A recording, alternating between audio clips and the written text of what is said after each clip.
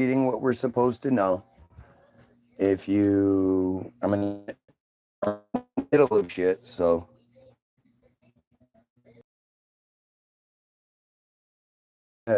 catch up. You're gonna have to watch the previous thing. It started by looking up Stalin and how that basically the Holocaust, the first Holocaust, the first thing to be called a Holocaust, which is I mean, I don't even know what you call it. The what's it known as? When Stalin supposedly killed 12 to 20 million Christians, the Stalin and the Bolshevik Jays,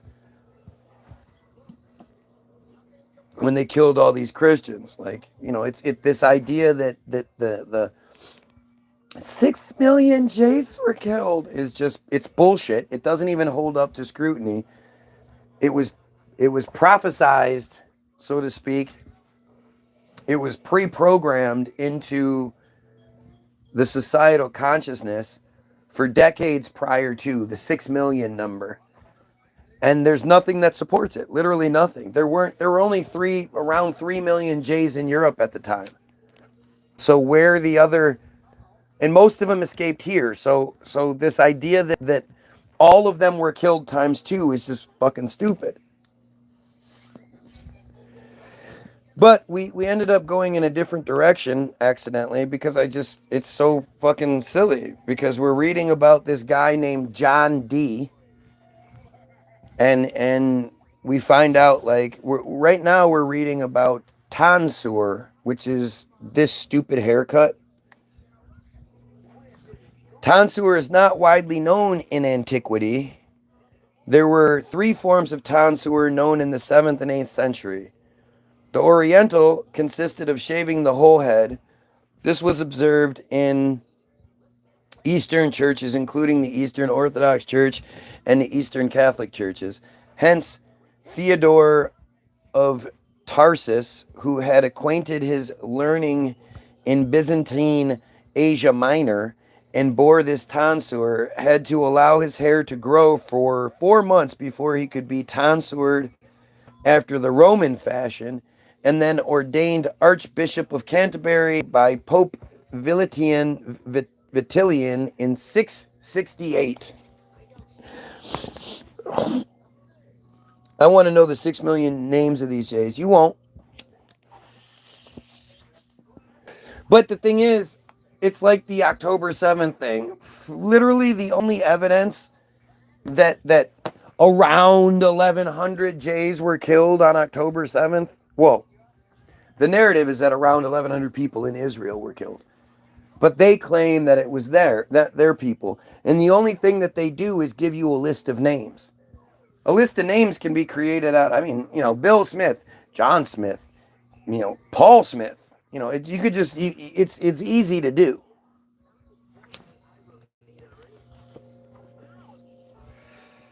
But yeah, there's no proof of the 6 million. It's not possible. It's just one of these things that you have to understand. If there was only 3 to 3.5 million Jays in Europe at the time, and so many escaped to the United States, where did this 6 million number even come from? If you want to say it's Russia, that pillaging of Russian society, it was European. And to think about it from that perspective of the time frame, how would they even do that? How would they elect millions of people from Russia and transfer them to Germany? It's stupid. It's stupid. Even if you say, oh, they had trains. How many people can a train? Let's say a train could hold 1,000 people. That would mean you would need 100,000 train loads to get to the million. And that'd be just 1 million people. When you start thinking about logistics always destroys anything. All of the narratives they give, yeah, could you give a shot out of this? Shut up. Look at how desperately stupid these people are. Look at this shit. Look at what they try to do just to get some sort of, hey, talk about this. Why would anybody want us to not talk about this? If this shit is smart for you, then go somewhere else. There's plenty of stupid all over the internet, all over YouTube that you could get yourself involved in. Why would anyone want us to not talk about this? What would be their motivation? Again, the logistics. What is the motivation behind someone trying to interfere with this feed? The only one that makes sense to me is that it's the Jays. It's Team Jorge kind of shit. And they desperately don't want us Goyim to be smarter than we are. Other than that, make it make sense. Oh yeah, absolutely. Very much a hater of them. Hate them a lot. Why is that a bad thing? Can you tell me why it's a bad thing? Can you give me any good stuff? Can you give me any good, like, you shouldn't hate them because they're so good, because, like, you're going to make stupid comments, stupid claims, but are you going to back it up with anything? Are you going to try to deny it? Are you going to try to, fix the problem? Like, what's your solution? Hating random people because of religion is wrong. Well, if that's what I was doing, then I guess maybe. But that's not it. It's not random people because of religion. It's a cult because of their practices and the actions that they take. Because of the belief structure itself. The supremacist, disgusting belief structure.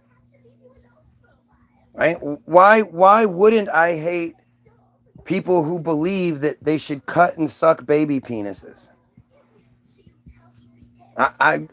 You'll never convince me to not be proud of hating pedophilia. Why would I ever not hate people that are compliant or perpetuating genocide or slavery? Why would I not hate people that you're not allowed to talk about, that get mad if you talk about them and you question their belief structure, and you can't do that, instead of trying to help you understand what you're getting wrong? Why wouldn't I hate those people? See, I can give you like lots of information about my motivations and my reasoning. You just say stupid shit. And that doesn't, I mean, I'm sure, especially if you're Jay, you hate Muslims for their belief. It's not about necessarily what they do, it's just their beliefs. Why would I not hate somebody that believes they're born superior to me? They're chosen by God and the rest of us just aren't. Why wouldn't I hate that shit? See, I've given you lots of questions and answered or responded to your dumbassery. I bet it's something stupid. I bet it's some ad hominem bullshit. And not only am I, expressing these things, embracing it, I'm reading you the evidence as to why I do. The evidence could absolutely prove me wrong, and then I'd be stuck looking like a fool. But I'm pretty sure that's not going to happen. It hasn't happened yet. But if you're confident that your narrative is okay, then why wouldn't you want us to explore it and ask all the questions?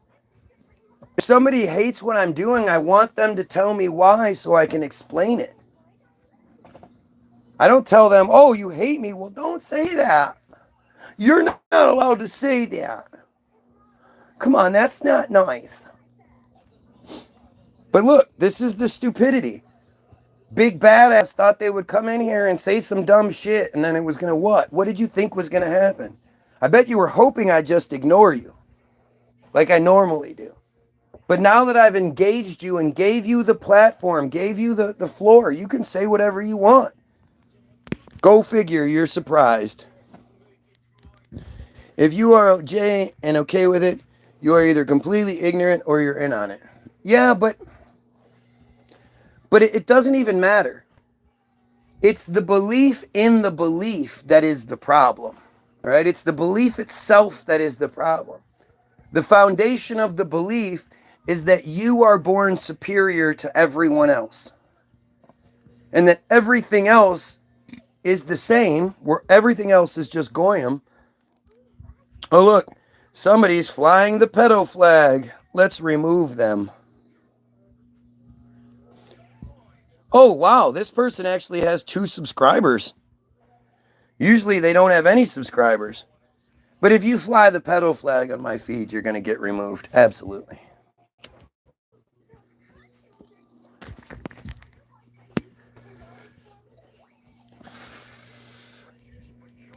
But again, if I wish I would have read the comment, actually. View deleted message. I can view it. It says, Israel are God's chosen. All non-Jays are God's given slaves. Master race is Israel.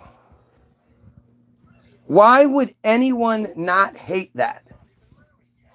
Like, you think that's okay? You think what they do and say and believe and all that, that's okay.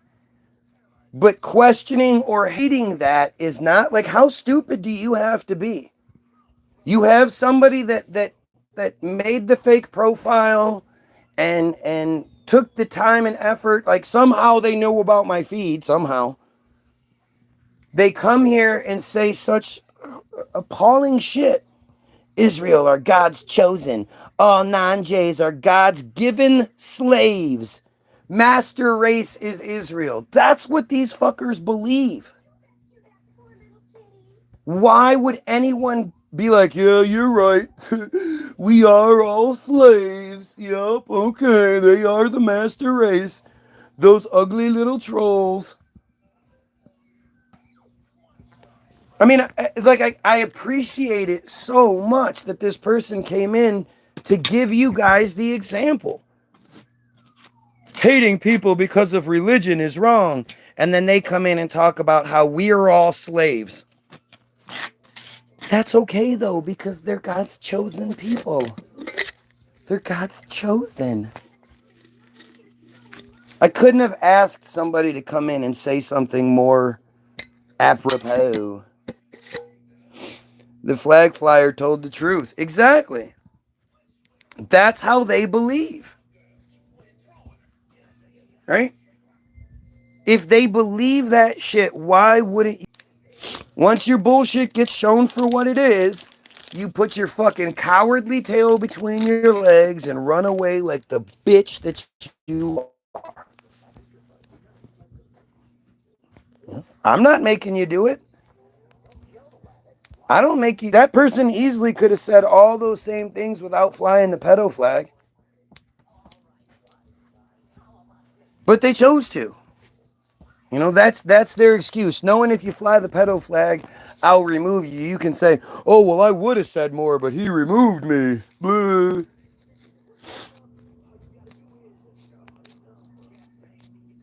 Understand that shit, man.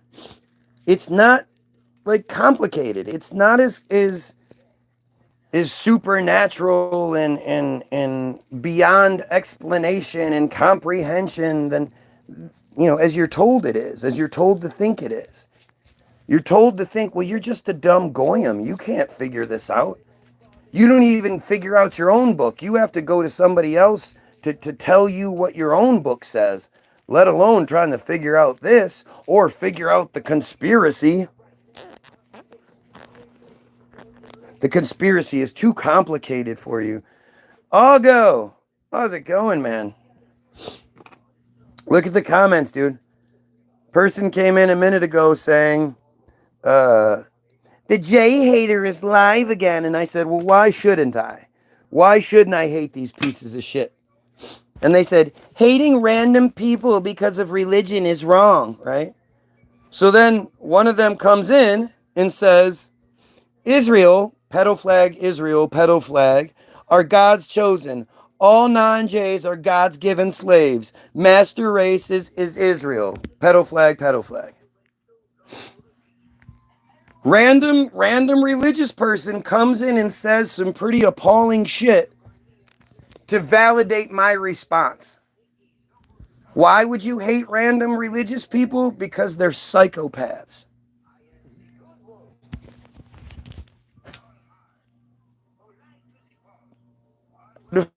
And I ask, why shouldn't I hate these people? And there's nothing. The only thing that comes through is that I'm wrong. I'm wrong. And then a direct response to that means they put their tail between their legs and hide. This is someone who days ago couldn't help but fucking keep commenting, keep saying stupid shit.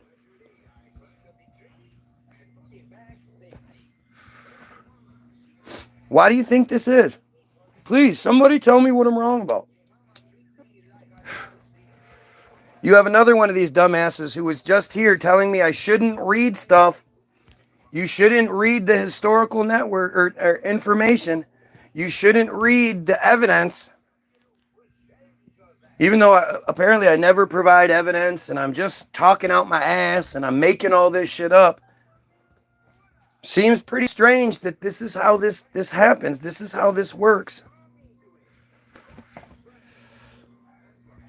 Algo tagged me in something earlier regarding Tartaria. I remember when I first started talking about Tartaria, he was like, what? It's so cute to see you coming along. Tartaria being the ultimate distraction. They actually found something that is very, very effective. Imagine if all of the people making Tartaria videos and looking into the shit and discovering and all that were instead looking at who is the one that hid it from us. Who's the one that tells us to think this way or that way? Like I was where I got to right now, and amazingly is, now we're learning about priesthoods and shit like that. But it started with just the idea of going from the Julian calendar to the Gregorian calendar. And when you understand that like there are two. You put me onto Tartaria, I won't lie. I mean, it's how that works. We have to share the information. We have to keep going. But when you look at the fact that we supposedly changed the calendar because at some point in 1400s or 15... Angela. 14 or 1500s, somebody figured out that the year isn't 365.25 days long, or the year isn't 365.25 days long. It's actually 365.242. 8/100ths of an hour less. 8/100ths of an hour is what? I don't know what 8/100ths of an hour is. To think that meant that things would change forever. That was worth all the effort and energy it would take and the confusion that gets caused by it and all that other shit. Over, instead of the year being 365 days and 6 hours.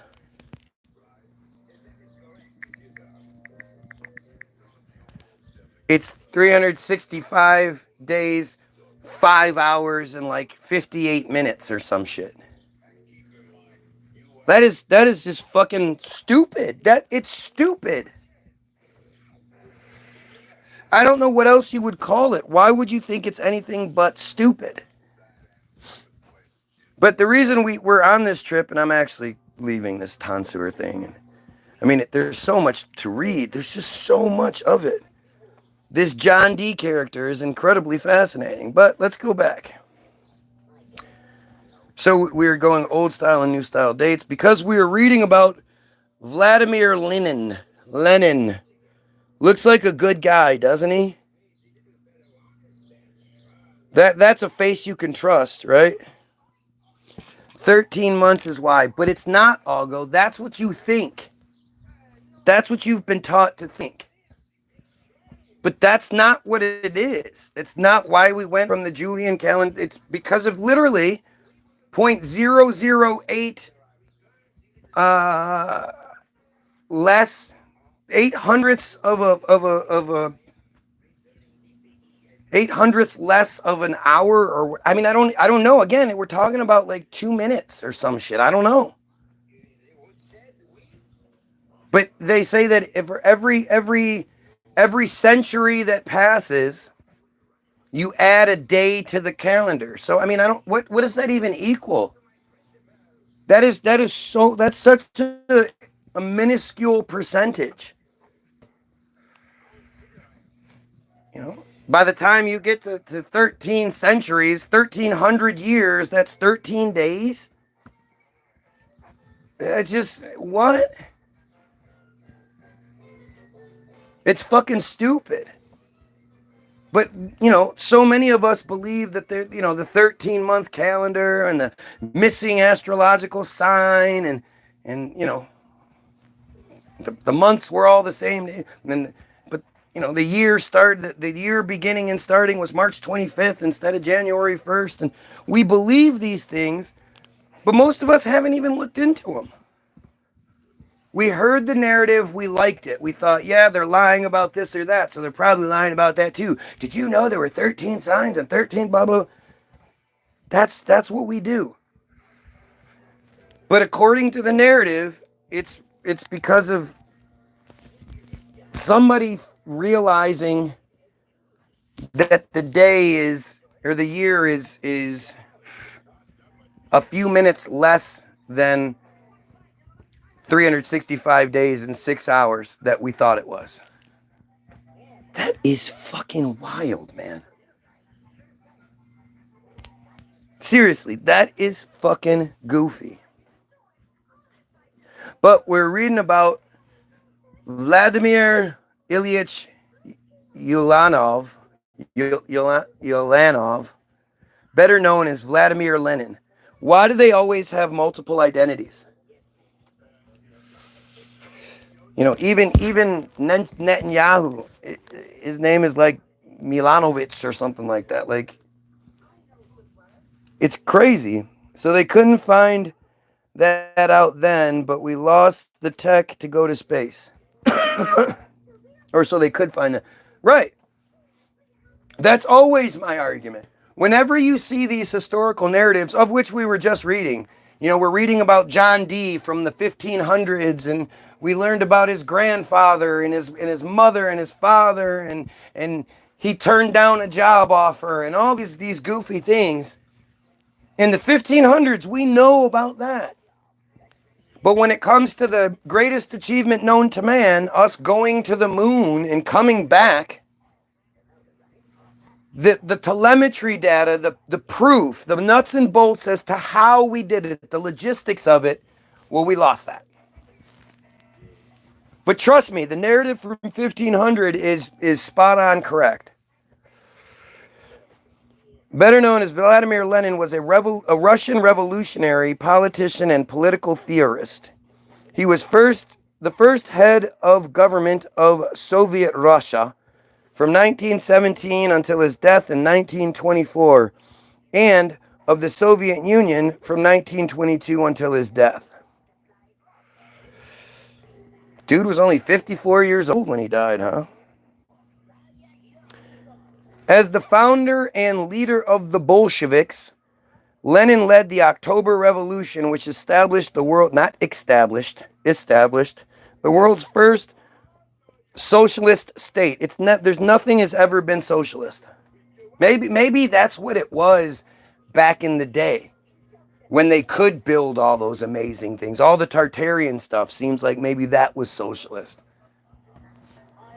But what we're shown as socialist Russia and shit, that wasn't socialism. They didn't have the means or the tech to be socialist. His government won the Russian Civil War and created a one-party state under the Communist Party. Again, this guy, this one dude, Like when they say that you stop what you're doing, you can't make any changes, you can't. Well, history is full of guys like me, apparently. One guy who saw things differently, and somehow back before there was internet and electronic communication and all that, they were able to, encourage and influence an entire country, culture, continent. Isn't that strange? Isn't that fucking strange? Ideologically, a Marxist, his developments to the ideology are called Leninism. I really just want to read his history, because all the rest of this shit. Born into a middle-class family in Simbirsk in the Russian Empire, Lenin embraced revolutionary socialist politics after his brother was executed in 1887 for plotting to assassinate the Tsar. He was expelled from Kazan, the Kazan Imperial University for participating in student protests and earned a law degree. He was expelled from the university and then earned a law degree.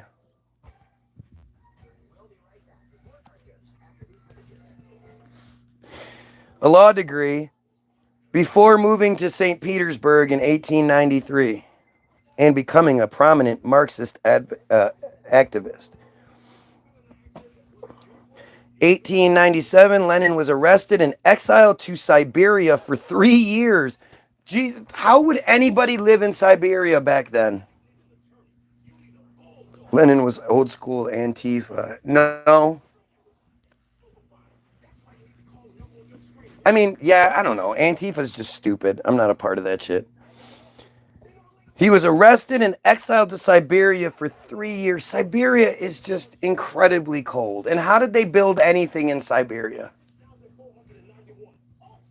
After which, he moved to Western Europe and became a leading figure in the Russian Social Democratic Labor Party. How? How do you travel all over Russia back then? And he just moved. And when he moved, he just became the leader. Because that's just what you do.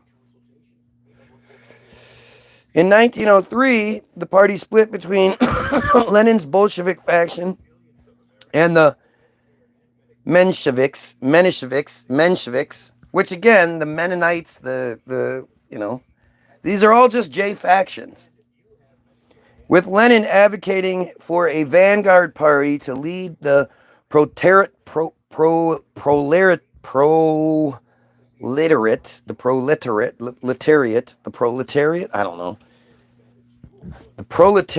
in overthrowing capitalism and establishing socialism.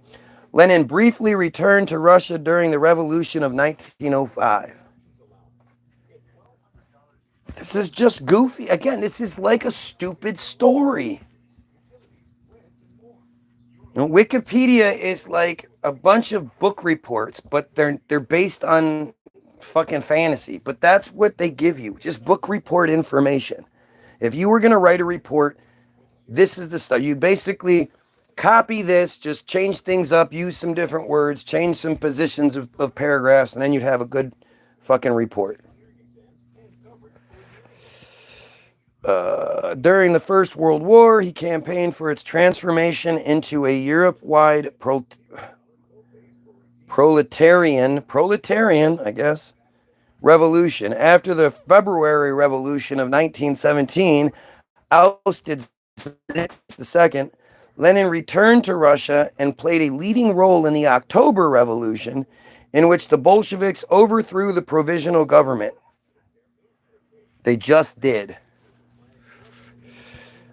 Lenin's government established private ownership of land, nationalized major industry and banks, withdrew from the war by signing the Treaty of Brest-Litovsk, and promoted world revolution through the Communist International. The Bolsheviks initially shared power with the left socialist revolutionaries. But during the Russian Civil War, centralized power in the Communist Party and suppressed opposition in the Red Terror, in which tens of thousands were killed or imprisoned, of course. Because, they had a lot of prisons back then. They just built them. Lenin reversed his policy of war communism in 1921 and stabilized the economy with the new economic policy. Just did. The Red Army defeated numerous anti-Bolshevik and separatist armies in the Civil War, after which some of the non-Russian nations which had broken away from the empire were reunited in the Soviet Union in 1922. Just think about the amount of land and people we're supposedly talking about. This is just humongous, swatches of land. These giant countries were just absorbed in, how did they facilitate all of this? I mean, even when you think about the Pony Express and shit, how long would it take to deliver orders from one side of Russia to the other on horseback? How would they have gone about doing that?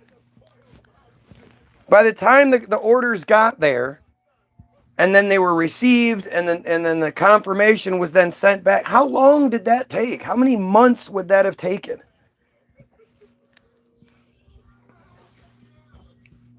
Just seems fucking strange. Even if you're talking about, once they instituted the telegraph somehow, how did they lay the telegraph lines out? When you look at the underwater cable story, it's just bullshit. How did they even begin to do that shit? They just don't even tell you. They tell you the details, but not the nuts and bolts, the logistics behind how they actually made these cables. And I mean, it's crazy. Oh, and then there was a break in the cable, so they halfway through, so they pulled it up and they fixed it. And what the fuck are we talking about? Early 1900s, late 1800s, they're just able to do all this shit? What are we talking about? I grew up believing the early 1900s were fucking, horse and buggy, wild, wild west kind of bull. I mean, I always saw the buildings and everything like that and kind of thought, well, how did they build the building? But that was never that was never allowed to be brought up. And if you did it'd be like, oh, they got slaves to do it. Because, every time you have slaves, they just happen to also be master masons and master construction people. They can just do anything. Slave labor can build anything. Especially shit that's enormous, ornately beautiful, and lasts forever. Yeah, slaves can do all that, no problem. A lot of times they do it within a year. Oh, let's see. Others, notably Poland, gained independence. Poland just gained independence. Lenin suffered 3 debilitating strokes in 1922 and 23 before his death in 24, beginning a power struggle which ended in Joseph Stalin's rise to power. Lenin was the posthumous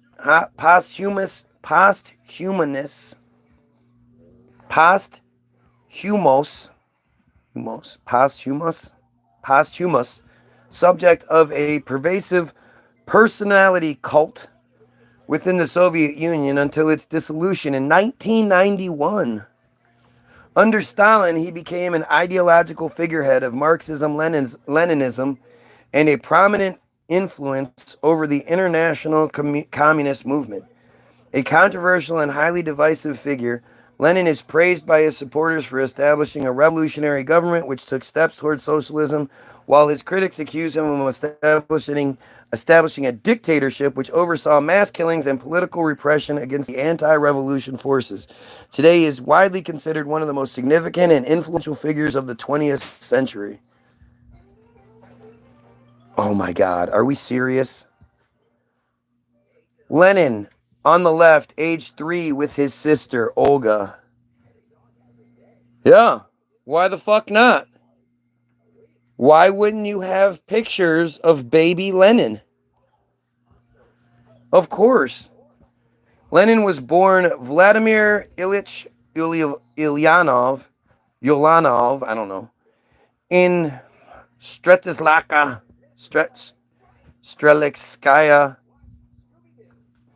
Utisa Simbisk, now Ulesnavsk, I don't know, on April 22nd, 1870, and baptized 6 days later. So this picture is from 1873. Gotta love that 1873 picture technology. As a child, he was known as Volodya, the common nickname variant of Vladimir. Yeah, makes sense.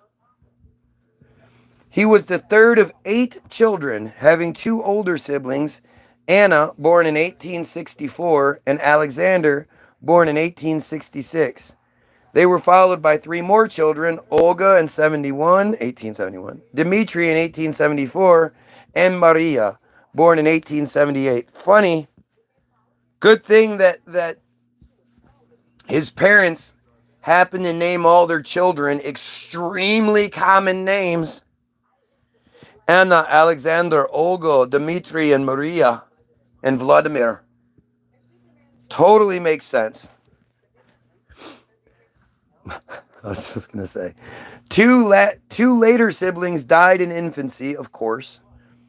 His father, Ilya Nikolaevich Ulanov, which is what they apparently now call the country, the state, I don't know, was a devout member of the Russian Orthodox Church and baptized his children into it, although his mother, Maria Alexandrovna Ulanov, what? Oh, knee blank. Her last name was blank. Before she got married, her name was blank.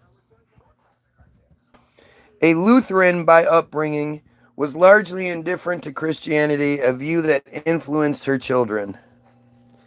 Ilyanov, what? No. Why would you?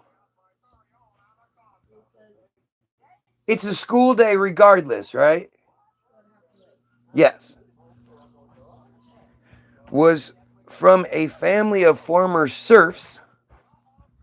Ilya's father's ethnicity remains unclear, with suggestions that he was of Russian, Chuvash, Mordin, or Kalmyk ancestries. Despite a lower class background, he had risen to middle class status, studying physics and mathematics at Kazan University before teaching at the Penza Institute for Nobility. The Penza Institute for Nobility. Oh my God. The College of Nobles in Moscow, 1856. Who built that?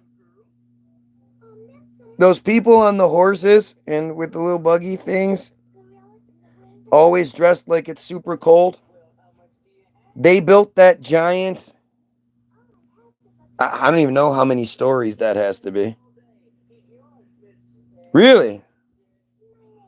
Of course they did. Institute for Nobles was a form of boys-only boarding school in the Russian Empire that provided secondary education in the 19th century. I mean, I think about this all the time. How many of you would send your kids to boarding school at young ages? Just, you don't get to watch them grow up and be a part of their lives. You send them to boarding school? Why was that always such a popular thing up until, now? I mean, the facts of life is just that, right? The facts of life is about life at a girls' boarding school. I find that just fascinating to think. Like, I'm dreading the day my kids go off to college. or leave the house, whichever comes first.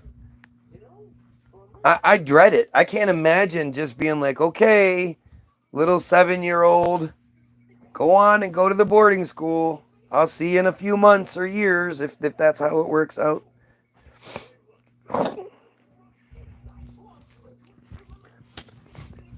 Yeah, it's just fucking stupid.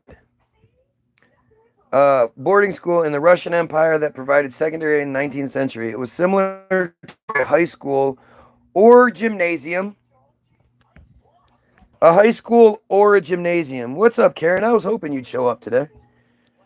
It was similar to a high school or a gymnasium, but was only open for boys from noble families, and students were usually required to live on the premises, of course. Tuition and accommodation in these institutions was free, and they were considered as a form of support to the impoverished noble families for their service to the Russian crown. What? Back then, the noble families were poor, and the poor people were rich?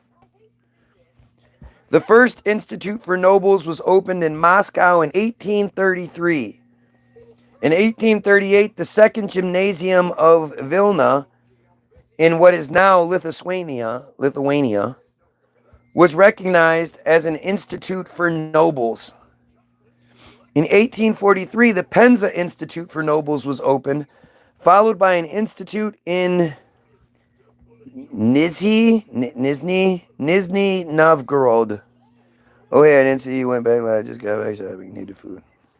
Okie dokie.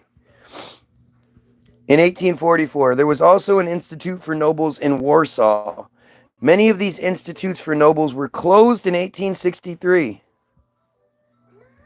Only the Alexander II Nizhny Novgorod Institute for Nobles survived into the 20th century, but it was closed after the October Revolution. Graduates of these institutes had the rights of the graduates of gymnasiums. In addition, they had rights to enter universities without entrance examinations. What?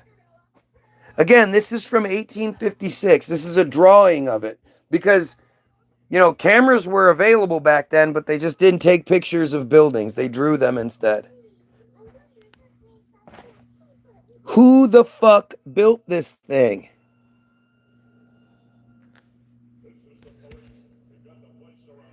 The College of Nobles in Moscow.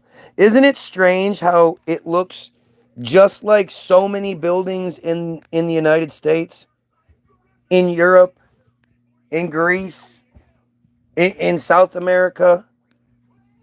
Why do all the buildings look like this if they didn't fucking communicate very well or they weren't on the same team? And how did they do this? I mean, just look at how many fucking stories this building is. Look how did they get all that shit at the very top of that building? Where did they get all the materials for these buildings? And this thing goes way, way back. Look how far back it goes. So, like I was saying, okay, so let's say you're on this floor and you're in the very center of this complex. Where's your light coming from? It had to be fucking pitch black in there. Even if you had a lamp, it would be like, you could only see so much. And that this was an institute where, where it was either a school or a gymnasium. Whatever the fuck, what? This is stupid. Why is it like this? Every single thing you look, I couldn't plan this any better. You guys see that I'm not even planning this. I'm just sort of going through it and clicking on things. And yet, this is how this works. It was similar to a high school or gymnasium. A gymnasium is a school that prepares students for higher education at a university. What? Since when are schools called gymnasiums? Have you ever heard that before? The gymnasium is where you had gym. I'm just like, you know, for a large portion of my life, I've heard the word gymnasium. I thought it was a big room where you played basketball and shit. Apparently, it has a completely different meaning. Same word. One word means a big room where you can do sports and have your physical education.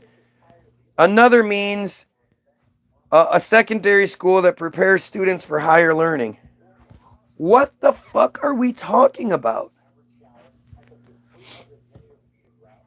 Here is Stiff's Gymnasium, Melk, the oldest continually operating school in Austria.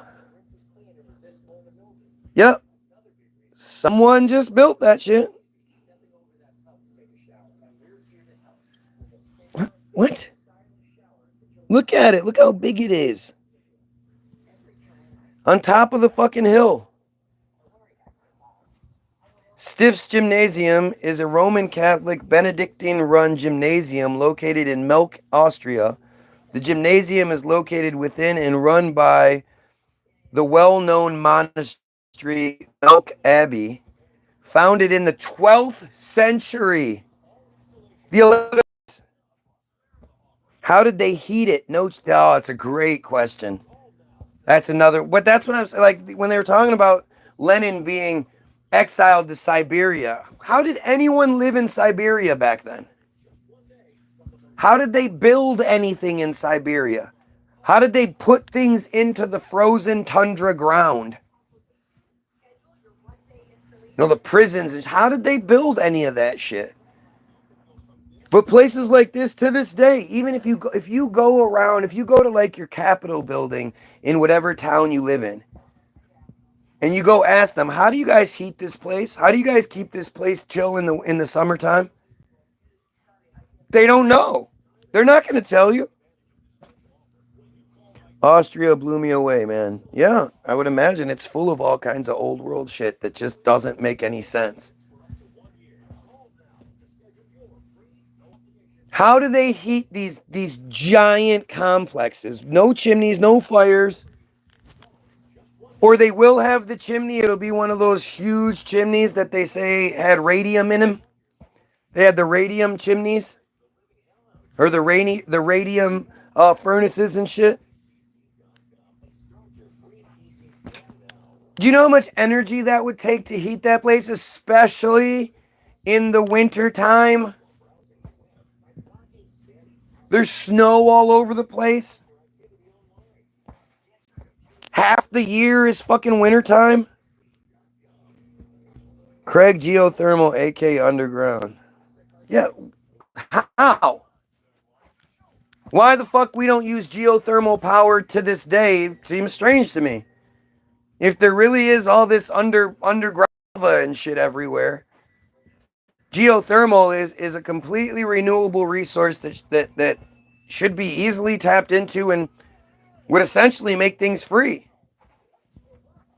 Like if even if it's like with turbines, if you're still going with the turbine power system that somehow was able to be created in the early 1900s, 1800s, late 1800s, and they're just having lava heat the fucking water to create the steam. Why don't they do that?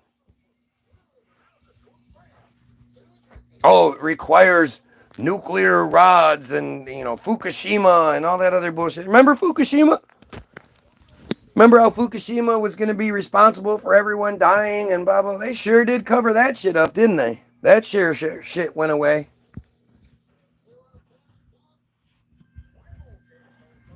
It's just fucking crazy.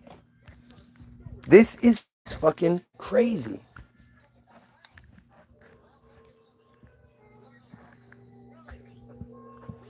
Established, it says established before 1140.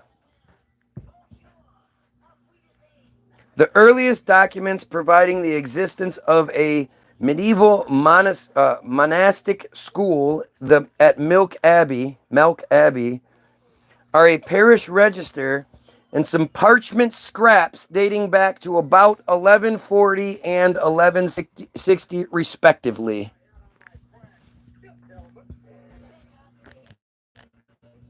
It is assumed that it was founded sometime in the first half of the 12th century, but it may already hung over from the monastery's establishment in 1089. In the 5th century, alongside the milk reform strongly influencing Austrian and Bavarian Benedictine religious life, the school flourished and gained reputation. So, for instance, in 1446, a monk called Simon wrote an education book for 6-year-old King Ladius the Posthumus of Hungary. That's a fucked up name for a 6-year-old. A 6-year-old king. I love those stories of the 6-year-old. You know how stupid that is? Well, he happens to be the bloodline, and the dad was killed, so he's the king now. Let's listen to his royal decrees. I want peanut butter and jelly. Like, what the fuck are we talking about?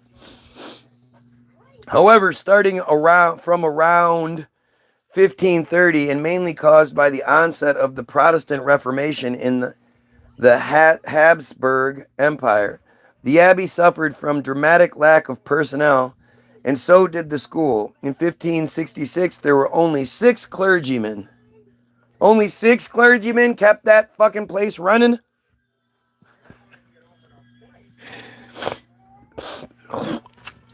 This crisis went on until the end of the 16th century. So, for 30 plus 40 years, 6 guys just kept that shit going. 6 years experience. Yep, he's qualified. Of course he is. I mean, I don't know how many of you, don't listen to 6-year-olds, but every time I find a 6-year-old and they're like, I'm like, hey, what should I do?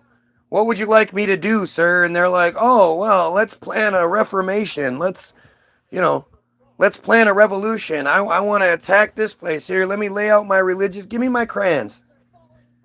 Like that's how that shit works, right? By the way, if you're watching, like, share, and sub. It helps. Just do it. Crisis went on until the end of the 16th century when, in the wake of the Counter-Reformation, more and more students from South German Jesuit colleges attended the school. Just think about, the travel from Germany to Austria. I know they're touching, but 20 miles back in those days, that took a long time to do. At least it in theory it should. It would take you it would be a pretty long day today with all of the roads and everything that exists for you to travel 20 miles on a horseback today. Let alone if you didn't have horses, you just had to walk the shit. I don't know. I attended the school. Okay, pack up all your stuff. Those students, amongst them also Poeta Laureatus, Laurenatus Flanhidius, Angela, Jesus, brought along very good education and raised the school's standard again. Therefore, in 1596, it was reshaped along the lines of a Jesuit college. Through this reform, only the 4 lower classes remained in milk. The 4 lower classes? What are the 4 lower classes? To finish school students had 2 Finnish school students. T.O. Finnish school students had to do 2 further sessions in Vienna. What? Is this just a fucked up typo here? 2 Finnish students had to do 2 further sessions in Vienna? I don't know what this is supposed to say. Through this reform, only the 4 lower classes remained in Melk. To finish school students had to do 2 further sessions. I get it now. To finish school students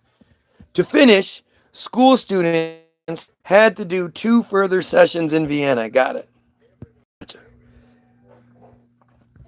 So they had to then travel to another place so they could get their Finnish school. Gotcha.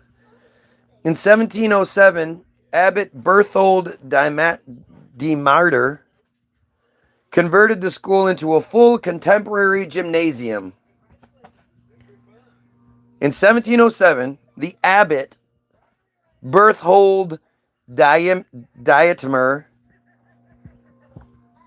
converted the school. He just was like, all right, now it's converted, huh? 100th anniversary of the Benedict Sifs Gymnasium Milk Boarding School at Nouveau Medal 1911.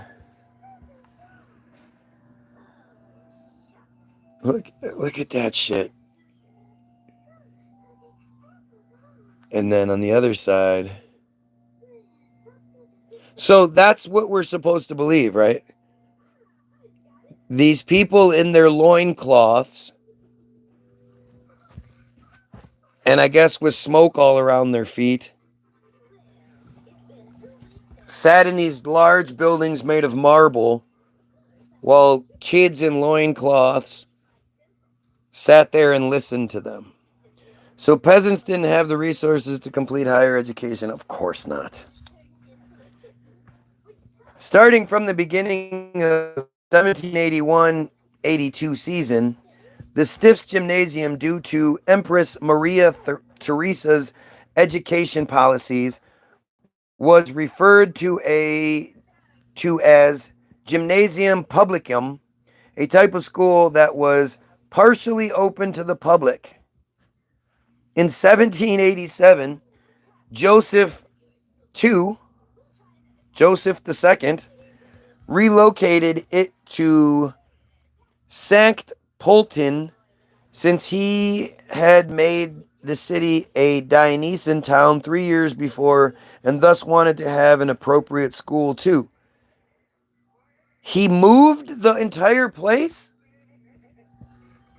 So, are we talking about, because the picture that you see is of the thing at this time. So then they just moved the entire school? How far was that? How to Sankt Pölten? Where the hell is Sankt Pölten in the scheme of things? Compared to the original city of which it was in. Let me guess. We're going to find out later that it was moved back. So he relocated it to this place since he had made the city a Diocesian town 3 years before. The school then did not return to Melk until 1804. 1804. Okay. So, I mean, I'm just so confused here. The school was moved in a year? How was it moved?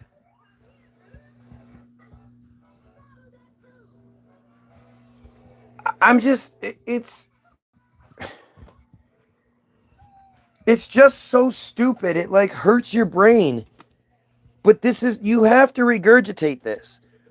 If you say that this is crap and this doesn't make any sense and they're clearly lying and all this other shit, you're a crazy conspiracy nut.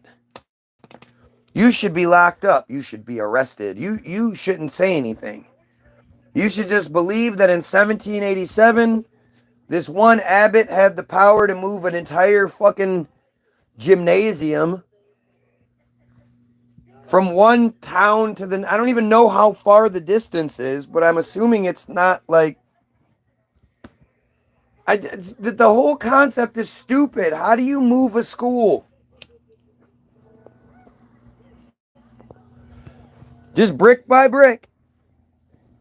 You know, make sure you write the number on that brick so we know where to put it when we get there. How many men, what materials were used? What company was used to move it? We're told that it was just this abbot did it. Did he have some sort of magic building moving power?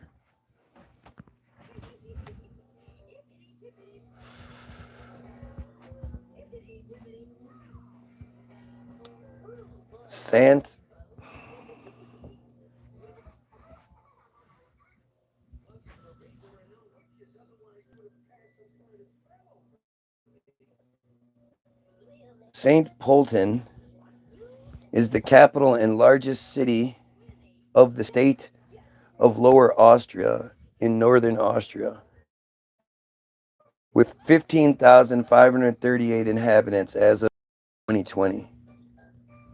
St. Polten is a city with its own statute or statut, and therefore it is both a municipality and a district in the most Mostvertel.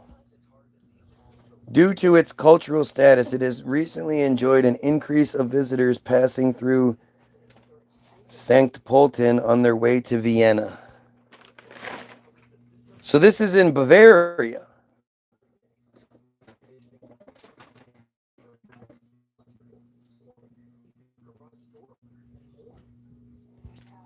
What? Can somebody look up the distance? Can I see your phone for just a second, please?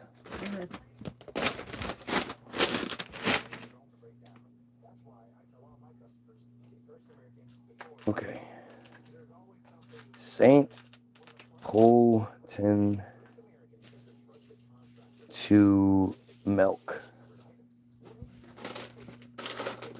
Ah! Okay, so it's only 22 fucking miles away. 22 miles.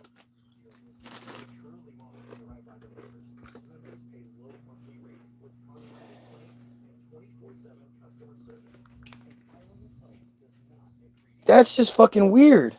How do you move a school 22 miles and then move it back? The school then did not until 1804. In 1811, Abbot Anton Ryberg established the school's boarding home, which was opened November 7th. Moreover, a preparatory class was introduced to facilitate pupils' transitions from their small village schools to gymnasium. Have you ever heard of a large school being referred to as a gymnasium? Ange. What? Have you ever heard of a large school being referred to as a gymnasium? No. Apparently, large, like huge university type schools are considered gymnasiums. Abbot Anton Rehberger established the school's board. Moreover, gymnasium. It persisted until 1927. In 1850, the number of classes was raised to 8, and hence, in 1851, the first Matura exams could take place in Milk. At that time, the school's scientific collections were constituted and exceptionally promoted. Jesus Christ, this is so weird. According to the school's annual report in 1861, in that year there were a total enrollment of 208, including 51 boarders. As from 1837, there were secular teachers in minors. From 1879-1880, those taught chief subjects as well. In 1877-78, the school was structurally extended. So, for instance, a new physics room and a new refectory were built. Of course they were.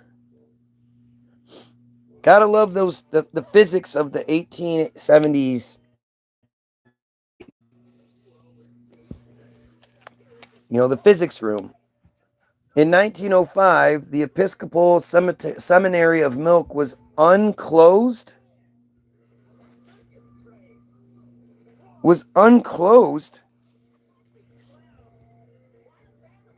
Where until its closure in 2006, pupils of the Stiffs Gymnasium were housed. Unclosed? In order to distinguish them from the students who lived in the boarding home situated in the monastery, and hence were convictism. Convicts. Why were they called convicts? Those seminary pupils were known as seminaristen. I'm sure. Wait. Students who lived in the boarding home situated in the monastery, germ convict, and hence were called convictisans, whose seminary pupils were known as seminaristen. That is fucking weird. After Austria's incorporation into the German Reich by March 13, 1938, Principal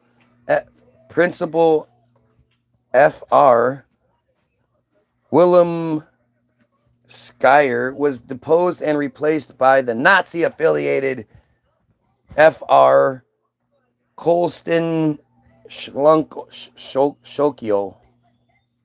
In late 38, the school was closed down completely and later converted into a National Political Institute of Education, commonly known as Napola.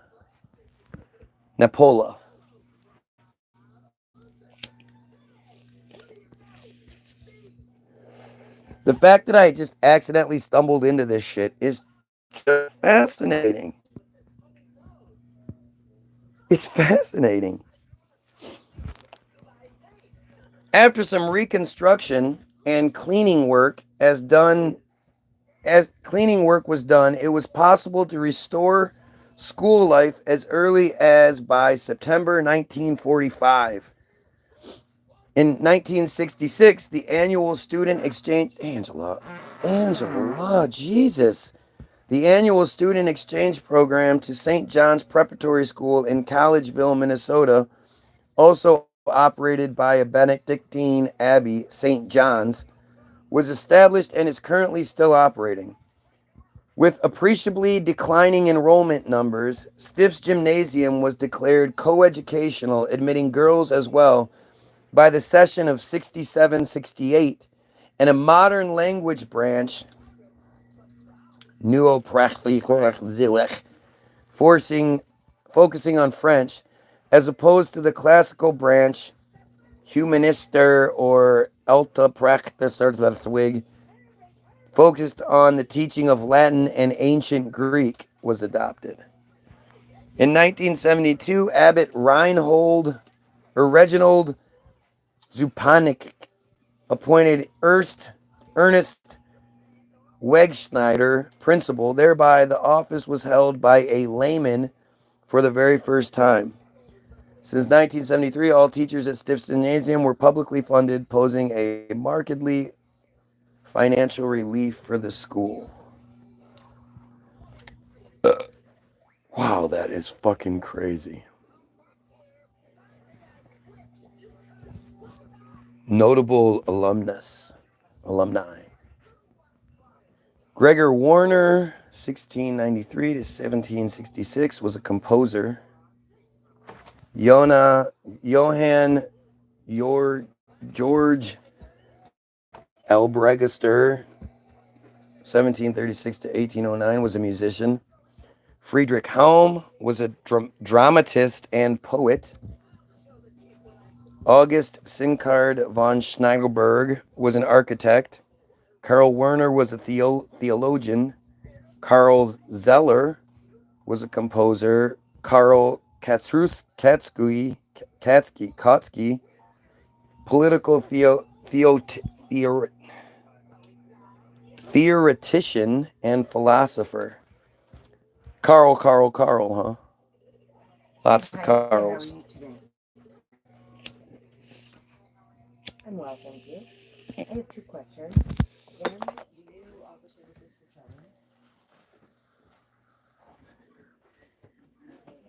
children? Spiridon Gapovic, astronomer and historian. Adolf Loos, architect. Franz Belli, writer and critic. Leopold Bauersteiner, a painter. Albert Paris Goldroch, painter. Leopold Vitterius, mathematician and supercentenarian. What is a supercentenarian? Franz Konlich, Roman Catholic cardinal and Archbishop of Vienna. Willem Beagleblock, internist, World War II war criminal. George, Duke of Angela. Hohenberg, heir presumptive to the Austrian throne and diplomat.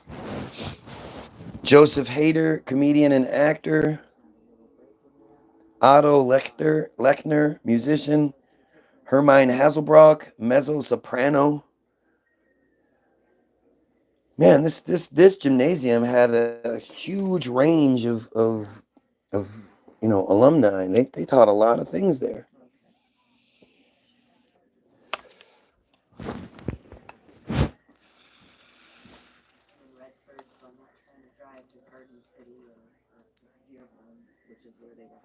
Garden City's not far.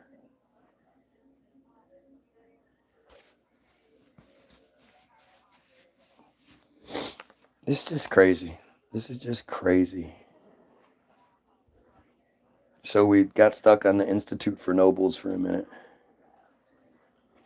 Because, that's where Lenin was sent. So we actually have to go back to Marx to really get into it. But let's see. Institute for Nobility. In mid-1863, Ilya married Maria, the well-educated daughter of a wealthy Swedish Lutheran mother and a Russian J father who had converted to Christianity and worked as a physician. Of course. Back then, so many people were Jays who converted. Nowadays, I've never met somebody who identifies as a Christian or anything like that, and they were like, "Yeah, I was born a J." Never. His father converted and worked as a physician. Of course, he was a doctor, J doctor. According to historian Petrovsky Stern, it is likely that Lenin was unaware of his mother's half-J ancestry, which was only discovered by Anna after his death. Sure. Soon after their wedding, Ilya obtained a job in Nizhny Novgorod, rising to become director of primary schools in the Simsbrisk district 6 years later. 5 years after that, he was promoted to director of public schools for the province, overseeing the foundation of over 450 schools as part of the government's plans for modernization. In the 1800s, in the 1880s, 1870s actually. Between 1860 and 1870.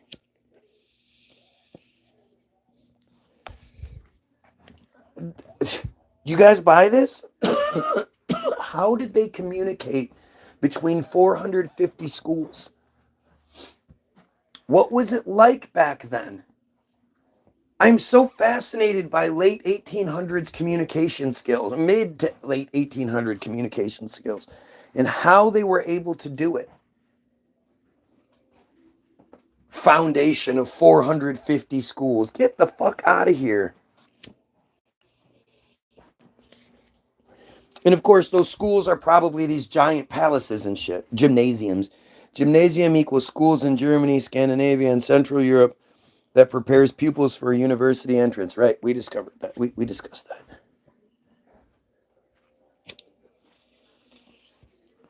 Isn't it just strange that something would be called a gymnasium? Like, it has completely different meanings. You know, gymnasium is where you have gym, physical education, and you eat lunch. You know, they pull the tables out and then you eat lunch. Like, it's so goofy. How do you know who algebra? How, by the way, do you know who algebra invented? Do I know who invented algebra? Nobody does. How could you invent that? Who was this magical person that invented all of this shit? That came up with these techniques for building all of these buildings that look the exact same no matter what continent you're on. That were all supposedly built in years, you know, in a year or two. Gymnasiums were like high schools, 12 days. Yeah, I know. That's what it says. But why?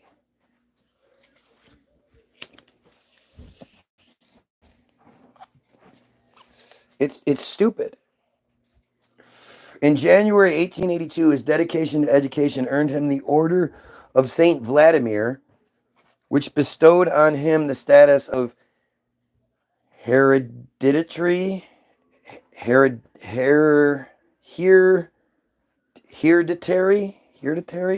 nobleman. Think about this shit. Both of Lenin's parents were monarchists and liberal conservatives.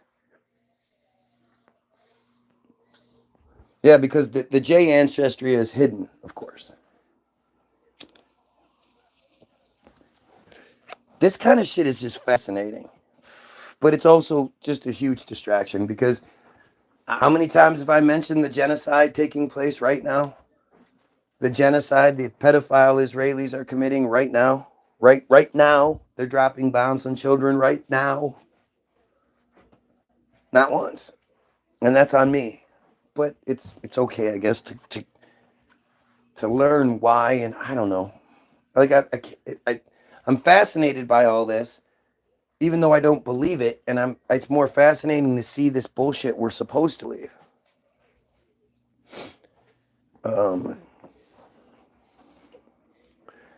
Being committed to the emancipation reform of 1861 introduced by reformist Tsar Alexander II.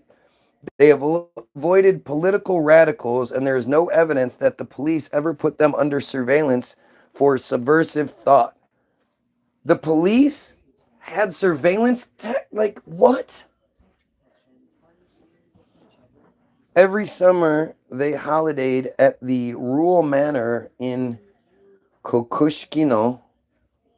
Every summer they holidayed. How do you...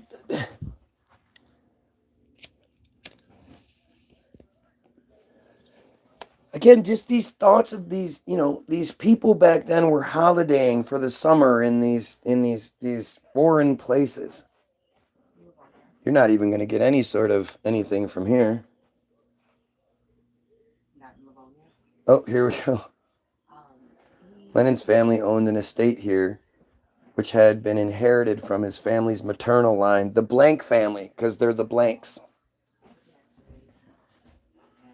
The house where Lenin lived and spent his childhood summers mostly burned down in 1902, but the remaining part has been converted into a museum. It's like a script. And in the late 1800s and the early 1900s, it burnt down, and then it was converted into a museum.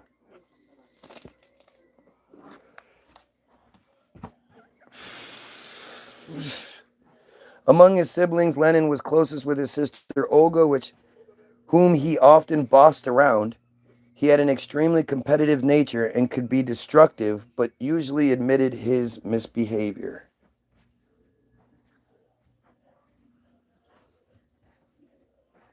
whom he bossed around. He had an extremely competitive nature and could be destructive, but usually admitted his behavior. Oh, his misbehavior. Okay, I get it. He usually admitted to doing what he did wrong. A keen sportsman, of course, he spent much of his free time outdoors or playing chess and excelled at school. The disciplinarian and conservative Simbesk Classical Gymnasium, of course. What? In January 1886, when Lenin was 15, his father died of a brain hemorrhage. How the fuck did they know that? Will you tell him to let Broly back in, please? He just did. Lenin's elder brother, Alex. Oh, wait. Subsequently, his behavior became erratic and confrontational, and he renounced his belief in God. At the time, Lenin's older brother, Alexander, whom he affectionately knew as Sasha, of course, because that's just what they called people, Sasha.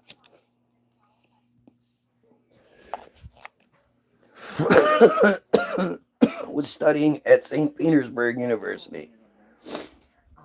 Involved in political agitation against the absolute monarchy of the reactionary Tsar Alexander III, Alexander studied the writings of banned leftists and organized anti-government protests. Again, like, what books were available? How were the books available?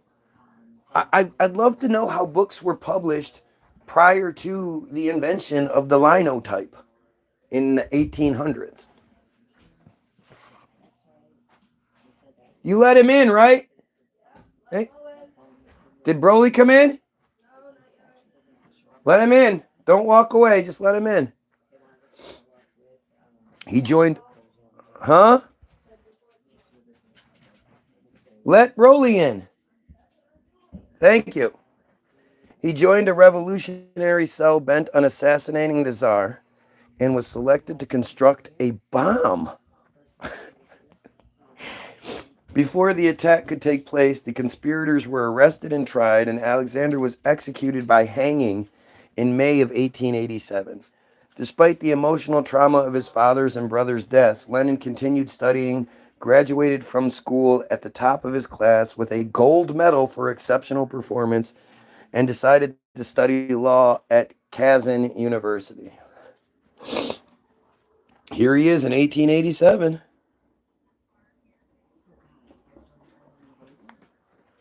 Upon entering Kazan University in August of 1887, Lenin moved into a nearby flat. Of course he did. While there, he joined a revolutionary cell run by the militant agrarian socialist Lazar Bogoraz, composed of leftists seeking to revive the Narodanya Volya, people's will. At the same time, he joined a Zemlyatstvov, a form of university society that represented the men of a particular region. The group elected him as its representative to the university's Zemlyastatsko Council. Gotta go to school for the meeting now. And he took. Do you want me to go instead? No. You seem pretty frazzled. Okay, I don't know how I did it, but whatever I did, I'm sorry. Right. That's how that works. And he took part in a December demonstration against government restrictions that banned student societies. The police arrested Lenin and accused him of being a ringleader in the demonstration. He was expelled from the university, and the Ministry of Internal Affairs exiled him to his family's Kushkin state, because, they had tons of estates back then. There, he read voraciously, becoming enamored with Nikolai Chernyshevsky's 1963 pro-revolutionary novel, What is to be Done? Just think about, again, He's exiled to his family estate in Siberia, where apparently they just had lots and lots of books. Totally makes sense. Totally makes sense.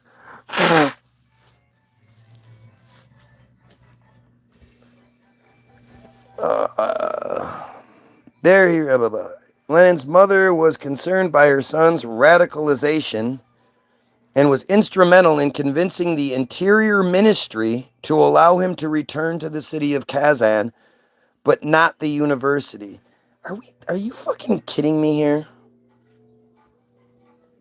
Are you kidding me? Through which he would discover Karl Marx's 1867 book Capital. However, it was not. Wait. Oh. Soviet historiography would later claim that on his return to Kazan, Lenin became involved in Nikolai Fedorov's Marxist Revolutionary Circle, through which he would discover Karl Marx's. There we go. However, it was not until 1888 that Fedosiev founded a Marxist study group, at which time Lenin had already left the city. This meant that Lenin and Fedorov did not meet. In September 1889, the Ulanov family moved to the city of Samara, where Lenin joined Alexei Solekrov's social discussion circle. Wary of his political views, his mother had previously bought a country estate in Alekavska village, Samara Oblast. Of course, I mean, buying estates, just think about what we're talking about. Russia's huge. How did she know about this estate, and how was it built, and was it there already and furnished and all that, and how would they use like two men in a carriage to move all their shit? Like what about this? How does this make sense to anyone? In the hope that her son would turn his attention to agriculture, he had little interest in farm management, and his mother soon sold the land, keeping the house as a summer home. Another one. This is a different summer home they have. Well, in Samara, Lenin began to embrace Marxism, producing a Russian language translation of Marx and Friedrich Engels. There you go. 1848 political pamphlet, The Communist Manifesto. He began to read the works of the Russian Marxist Gregory Filanov, agreeing with Filanov's argument that Russia was moving from feudalism to capitalism, and so socialism would be implemented by the proletariat, or urban working class, rather than the peasantry. This Marxist perspective contrasted with the view of the Anglo-socialist Narodnik movement, which held that the peasantry could establish socialism in Russia by forming peasant communities, thereby bypassing communism. This Narodnik view developed in the 1860s with the People's Freedom Party and was then dominant within the Russian revolutionary movement. Lenin rejected the premises of the agrarian socialist argument, but was influenced by agrarian socialists like Pyotr Traffic and Sergei Lethev, I don't care, and befriended several Narodniks. Feels so stupid, right? It feels so stupid trying to read these Russian languages, names and shit. In May 1890, Maria, who retains societal influence as the widow of a nobleman, persuaded the authorities to allow Lenin to take his exams externally at the University of St. Petersburg, where he obtained the equivalent of a first-class degree with honors. Of course he did. He was good at sports. He was good at science. He was good at school. He was good at speaking. He was just he was the man. Almost like it was all written after the fact and he was trying to make himself sound better.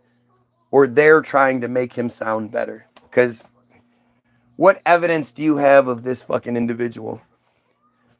The graduation celebrations were marred when his sister Olga died of typhoid. Lenin remained in Samara for several years, working first as a legal assistant for a regional court and then for a local lawyer. He's this rich nobleman's son. They have country estates and all this, but he's working. He's out there working as a legal assistant. He devoted much time to radical politics, remaining active in Scalarenko's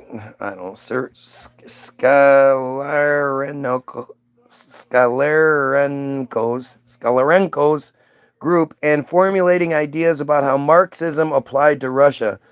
Inspired by Falinenko's work, Lenin collected data on Russian society he collected data on Russian society. What are we talking about? Using it to support Marxist interpretation of societal development and counter the claims of the Narodniks. He wrote a paper on peasant economics.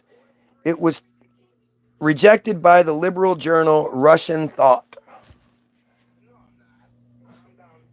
All right, I just can't. I've been live too long. I'm tired. Throat hurts. So I guess we'll finish this tomorrow. We'll do Marx and we'll do more of Lenin. We'll just figure it out, right? Like it's bullshit. It's just such bullshit. And of course, because it's written and it's you have to accept it, but it doesn't make any sense. Anyway,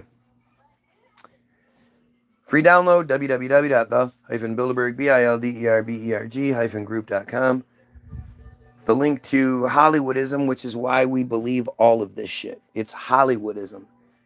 They created these narratives using the chat GPT that they had access to. None of this shit's true. And Hollywoodism will explain that to you. And it's their movie. They made it. It's not us making it. It's them. So you take it for what it is. But they're actually acknowledging that they did all this, that they created the America that they wanted to create. And then I'm going to leave you links to 2 of our videos, COVID Sauce and Donald Trump Hates America, videos on Facebook. 4 links will be in the description. Check them all out. Get the free download. Watch the movie. Check out the links. Share them. Do that stuff. And as always, most importantly, Barb, we're talking to you. Pedophiles, kill yourself. Or should I say Barb? Should I say Mr. Krabs, we're talking to you. Pedophiles, kill yourself.